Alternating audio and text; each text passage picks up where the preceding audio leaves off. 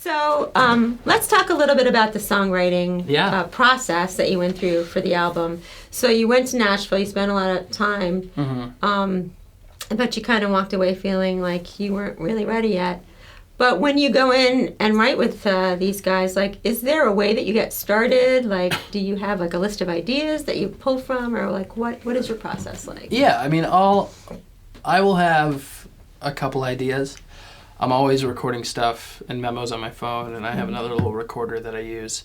And then I have ideas that I've had for a long time, and sometimes I don't remember them. But usually when I go into a session, if it's someone I've never worked with before, I'll take like the first hour or two and just talk to them. We'll get to know each other.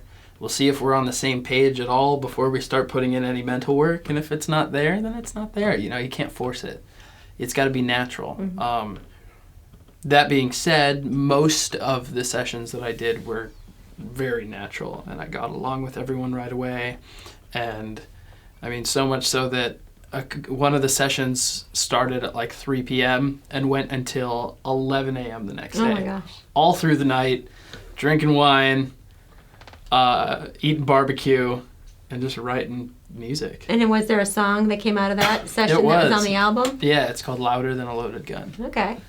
Song number 6. That's a good song. I like that one. Yeah. So I guess you were able to pull from some of those sessions that you had in Nashville. Yeah. And so what happened after that when you, what made this sort of direction click for you? I was listening to all the songs, and they were all kind of in the same vein, and I always like to move forward. I don't like to really stay in the same place for too long. I get kind of bored. I like to go back to it after a while. It's kind of like looking in your closet and seeing all your clothes. And I have a lot of clothes, and a lot of them are clothes that I've had for a long time. And walking into my room and looking in my closet to just get dressed in the morning is stressful because I see all these different things, and they're just always there. And I can't see anything new that makes me like want to get dressed in the morning, you know, makes me like not stressed about getting dressed. And so the other day I took some bags and threw all that old stuff in bags and threw it in the garage. And now when I wake up, I see all these new, you know, fresh looks and sounds, and they make me feel good, and I don't feel like I'm stuck in one place. I can still go back and put those on if I feel like it, right. But it's the same with the record. I wanted to just feel in the music how I feel in my life, and like the overall meaning of the record and how it kind of came about was I wanted to write songs that show that I've changed and that I'm happy and I'm comfortable and I'm appreciative and grateful and I'm really living for the moment, and it's okay to be crazy and it's okay to have bad days, but overall, I mean, just go for it. Yeah. You know, it doesn't matter if you know, you don't have to live every day like it's your last necessarily. I mean, if you just want to stay home and play Legos and, you know, eat out of the box of cereal, then, you know, that's a great day too. But, you know, it's not all about having to go out and change the world every single day. Yeah. But if you're feeling good and just feeling happy and knowing that you're grateful for everything you have, then... Well, this is nice to hear from you. I mean, I actually just watched, you know, our sort of grungy older brother publication, Revolver.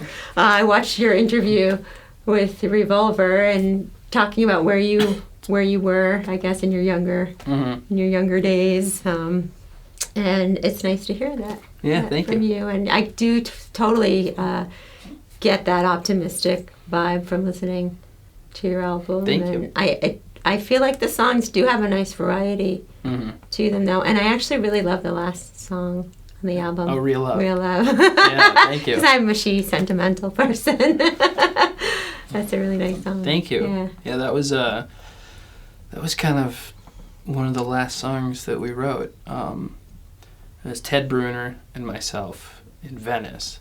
And we wrote Real Love, Celebrate, and Children Under the Sun. Mm-hmm. Children starts off the record, and Right. Celebrate and Real Love are the last two.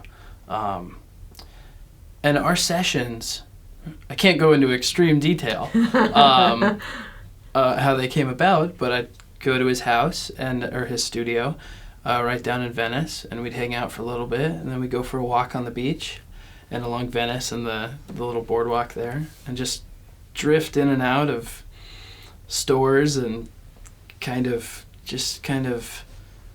be present. And when you're present, you feel everything. You hear everything. So you might hear a word here or a tune here, you know, even if it's a bird humming or a drunk homeless man on the beach saying something, you know. It's kind of like you can pull inspiration from anywhere. It's kind of like when we were on tour, The Doors was on all the time, Val Kilmer, and that's like the perfect thing, because it shows him walking in Venice, and you just in that first or that second scene after he's driving in the desert with his family, and he's on the beach and he's walking. He's like, yeah, we're all a bunch of maggots, and you see these people and hear them talking, and it's just like that's what it is, except it's a lot louder and a lot more colorful these days and less grainy. But we did that, and then we'd go back to his studio and just create for hours. So you'd give yourself that space to be sort of inspired. And no limits. Yeah. Absolutely no limits. Because when I was in Nashville, I felt like I was limiting myself. Mm-hmm. Like, okay, I just made a rock record.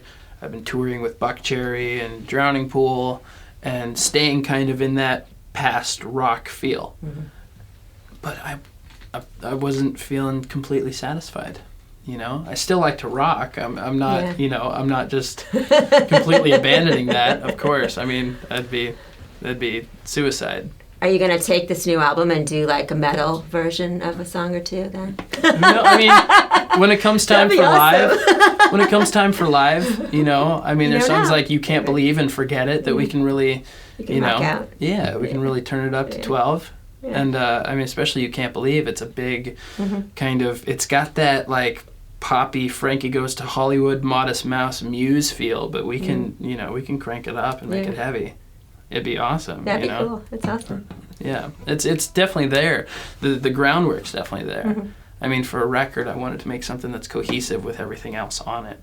And so, in that sense, you gotta tone it down a little bit in different parts. You know, it can't be completely balls to the wall. Right.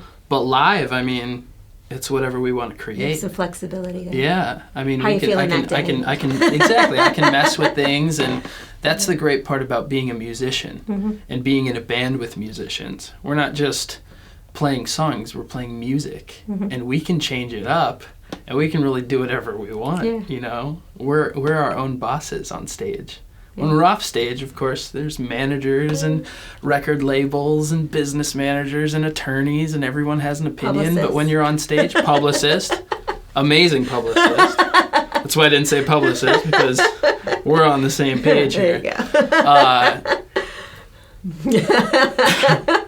But when I'm on stage, and when we're on stage as a band and playing, there are no rules. Mm-hmm.